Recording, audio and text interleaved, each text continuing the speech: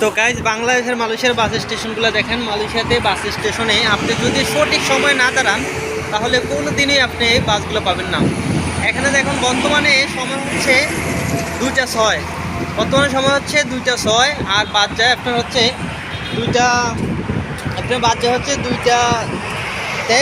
তো যেহেতু বাসের সময়টা শেষ প্রায়, তাই সেহেতু বাস এখন আমরা পাবো না।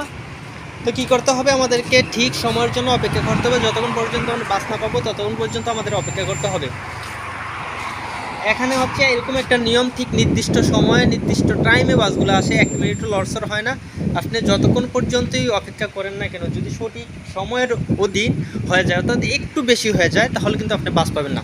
আপনি বাস পাওয়ার জন্য সর্বোচ্চ 1 ঘন্টা আবার ওয়েট করতে হবে। 1 ঘন্টা পর আপনি সেই বাসটা আবার পাবেন। কারণ এখানে বাসের নিয়ম হচ্ছে আপনার প্রতি ঘন্টায় একটা বাস আসবে এবং কি সেই বাসটা ঠিক নির্দিষ্ট সময় আসবে, 1 মিনিট এদিকও হবে না ওদিকও হবে না।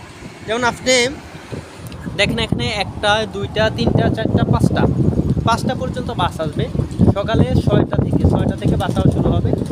ঠিক 6টা থেকে যখন শুরু হবে, ঠিক আপনি যদি আইসা বাস স্টেশনে 6টা পর্যন্ত বসে থাকতে পারেন বা 6টার 5 মিনিট আগে বসতে পারেন তাহলে কিন্তু অবশ্যই বাস পাবেন। আর যদি 6টা 10-এ আসেন বা 6টা 3-এ আসেন, 6টা 2-এ আসেন, এরকম হলে কিন্তু আপনারা বাস পাবেন না। এখানে মালয়েশিয়া দেশটা হচ্ছে এরকম একটা দেশ, সঠিক নিয়ম মেনে তারা চলে এবং সঠিক নিয়মেই তারা সব কিছু সঞ্চালন করে। বাংলাদেশের তুলনায় মালয়েশিয়া দেশটা খুবই সুন্দর। এটা কিন্তু একটা গ্রাম অঞ্চল। গ্রাম অঞ্চলের রাস্তাগুলো কিন্তু আমাদের বাংলাদেশের প্রায় ভিআইপি রোডের মতো। মনে হয় যে বাংলাদেশের ঢাকা যে রোডগুলো থাকে না, ঠিক এই রোডগুলোর মতো। কিন্তু বাংলাদেশের রোডের চাইতে এই মালয়েশিয়ার রোডগুলো বেশি সুন্দর। মালয়েশিয়াতে আপনি কোথাও যেতে হলে অনেকক্ষণ অপেক্ষা করতে হবে না। আবার অনেকেই আছেন ভাই যে মালয়েশিয়া থেকে ড্রাফট দিয়ে যান, ড্রাফটসের মাধ্যমে যদি কেউ যেয়ে থাকেন তাহলে অবশ্যই খেয়াল রাখবেন ড্রাইভারগুলো যদি তামিল হয়ে থাকে, সেই গাড়িগুলো যদি আপনাকে তামিল ড্রাইভার যদি অ্যাকসেপ্ট করে তাহলে কখনই আপনি সেই গাড়িতে উঠবেন না। কারণ সেই গাড়িতে উঠলে সেই তামিল ড্রাইভার যদি আপনার কাছে ভিসা বা পারমিট না থাকে তাহলে তারা কিন্তু সরাসরি আপনাকে পুলিশ দিয়ে ধরে দেবে। তাই অবশ্যই কেউ যদি গ্র্যাব দিয়ে যান তাহলে অবশ্যই গ্র্যাবে সার্চ করার পর দেখবেন ড্রাইভারটা চীনা নাকি মালাই নাকি তামিল। যদি তামিল থাকে তাদের কিন্তু নাম থাকবে ও চেহারা থাকবে। যখন দেখবেন তামিল তখনই আপনারা সেটাকে আবার ক্যান্সেল করে দেবেন।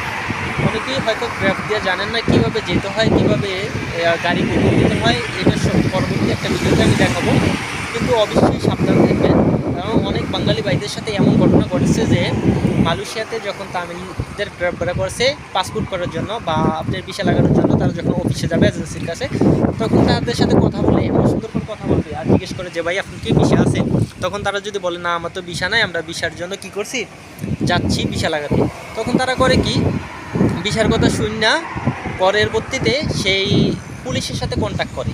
কারা কন্ট্যাক্ট করে সেটা হচ্ছে যে এই মালয়েশিয়াতে যারা তামিল আছে কন্ট্যাক্ট করে যে এমন এমন জায়গায় 2জন বাঙালি নিয়ে আসতেছে, তাদের পারমিট নেই ভিসা নেই। তখন কিন্তু তারা পুলিশ দিয়ে আপনাকে ধরাই দেবে। তখন আপনার কি হবে ভাই, পুলিশ দিয়ে ধরাই দিলে কিন্তু মিনিমাম 2000 টাকা 2500 টাকা আপনাকে জরিমানা গুনতে হবে। সো আপনারা অবশ্যই খেয়াল রাখবেন, তামিল ড্রাইভারদের কাছ থেকে দূরে থাকবেন, তাদের কাছে কখনোই যাবেন না এবং ওই বাসগুলোতে উঠবেন না। বাস না, সেগুলো হচ্ছে যে গ্রাফে প্রাইভেট কারগুলো থাকে ওইগুলোতে কখনোই উঠবেন না। আর যদি প্রাইভেট কারে উঠতেই চান তাহলে অবশ্যই আপনারা মেলায়ু বা বাংলাদেশ দিয়ে যাবেন। 2 টাকা বেশি গেলেও ভালো, তাহলে আপনারা নিরাপদে যেতে পারবেন। ধন্যবাদ। নেক্সট পরবর্তী ভিডিওর জন্য সাবস্ক্রাইব করে চ্যানেলটা পাশে থাকুন এবং অল নোটিফিকেশন অল আইকনটি ক্লিক করে রাখুন।